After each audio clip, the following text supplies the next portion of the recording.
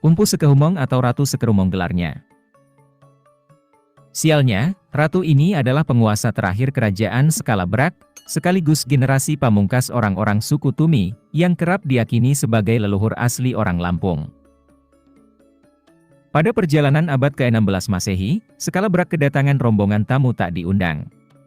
Mereka adalah 4 pangeran kerajaan Pagaruyung, beserta pasukan dan pengikutnya.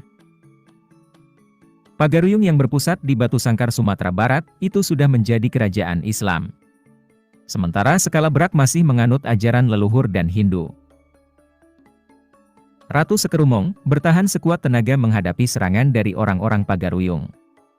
Namun, upaya tersebut sia-sia.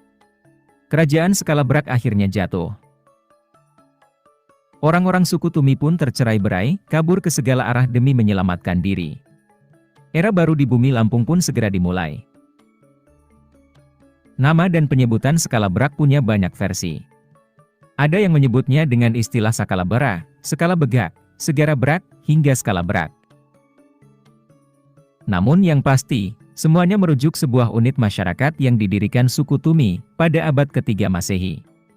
Pusatnya terletak di lereng Gunung Pesagi, dekat Danau Ranau Lampung Barat. Pendiri Skala Brak diketahui bernama Raja Buai Tumi. Sebelum mendirikan pemerintahan yang lebih tertata dalam konsep kerajaan, Buai Tumi adalah pemimpin orang-orang suku Tumi. Orang suku Tumi masih menganut ajaran nenek moyang, sebelum berinteraksi dengan agama Hindu. Agama yang berasal dari India ini, sudah masuk ke Lampung sejak abad pertama Masehi. Dengan kata lain, kedatangan Hindu mengakhiri masa prasejarah di kawasan ini. Itu artinya, Skala Brak sedari mula didirikan, merupakan kerajaan yang menganut agama Hindu, meskipun ada pula rakyatnya yang memeluk ajaran Buddha, serta kepercayaan lokal macam animisme atau dinamisme. Ada sebuah pohon bernama Belasa Kepampang, yang sangat disucikan oleh orang-orang Tumi di Skala Brak. Pohon ini memiliki 2 cabang, yaitu cabang nangka dan cabang sebukau, yang keduanya mengandung getah.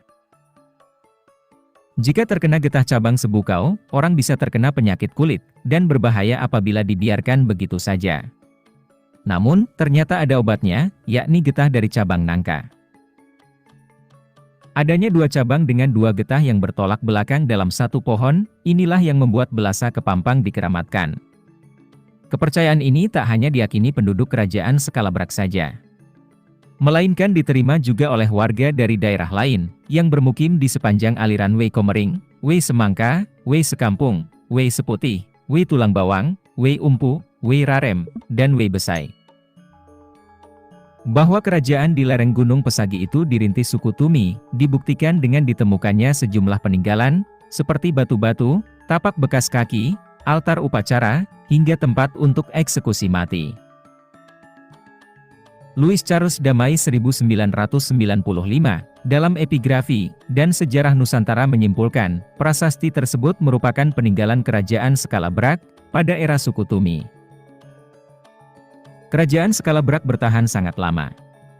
Hingga akhirnya pada abad ke-16 Masehi, tibalah 4 pangeran dari Pagaruyung yang ingin melebarkan kekuasaan dan berhasil mengalahkan kerajaan Skala Brak. Konsep kerajaan Hindu digantikan pemerintahan Islam, yang disebut dengan istilah kepaksian. Setelah berhasil menggulingkan Ratu Sekerumong, selaku penguasa terakhir kerajaan Skala Brak, wilayahnya pun dipecah menjadi 4 bagian. Masing-masing wilayah dimiliki 4 pangeran Pagaruyung, yakni Inder Gajah, Belungguh, Sikin, dan Paklang. Mereka menyandang gelar sebagai Umpu Bejalan Diwe, Umpu Belungguh, Umpu Nyerupa, dan Umpu Pernong. Masing-masing kepaksian tersebut memiliki wilayah, rakyat, dan adat istiadatnya sendiri, serta mempunyai kedudukan yang sama. Kehadiran orang-orang Pagaruyung itu, sebenarnya tidak sekedar ingin menguasai wilayah Skala Brak semata, melainkan juga sekaligus dakwah agama Islam di kawasan tersebut. Maka itu, Belasa Kepampang yang sebelumnya sangat disucikan oleh orang-orang suku Tumi ditebang. Kayu dari pohon Belasa Kepampang, kemudian digunakan untuk membuat singgasana, atau yang dikenal dengan istilah pepadun. Atas kesepakatan di antara 4 kepaksian Skala Brak, Pepadun ini disimpan, dan baru dikeluarkan setiap kali ada acara penobatan pemimpin, dari masing-masing kepaksian. Pepadun sengaja disimpan untuk menghindari potensi perebutan kekuasaan, antar kepaksian di kemudian hari. Ditebangnya Belasa ke Pampang, juga menjadi titik balik memudarnya pengaruh orang-orang suku Tumi di Lampung. Tersingkirnya suku Tumi, tidak hanya disebabkan kehadiran orang-orang Islam dari Pagaruyung. Ada faktor-faktor lainnya yang menyebabkan terjadinya migrasi oleh orang-orang suku Tumi, seperti perselisihan internal, aturan adat, hingga bencana alam. Mereka kemudian tersebar ke berbagai tempat di Sumatera, bahkan hingga ke pesisir Banten. Peradaban skala Brak berkembang pesat di bawah kendali 4 kepaksian tadi. Skala Brak, misalnya, disebut pernah menjalin relasi dagang dengan kerajaan-kerajaan lain di Nusantara, bahkan dengan India dan Cina. Masa-masa sulit selama masa penjajahan Belanda, kepaksian skala Brak ternyata tetap mampu bertahan melintasi zaman. Keturunan para pemimpin kepaksian pun masih berusaha melestarikan adat dan budaya skala Brak, kendati sudah tidak memiliki wewenang secara politik lagi. Sejak 2014 lalu, diadakan Festival Skala Brak.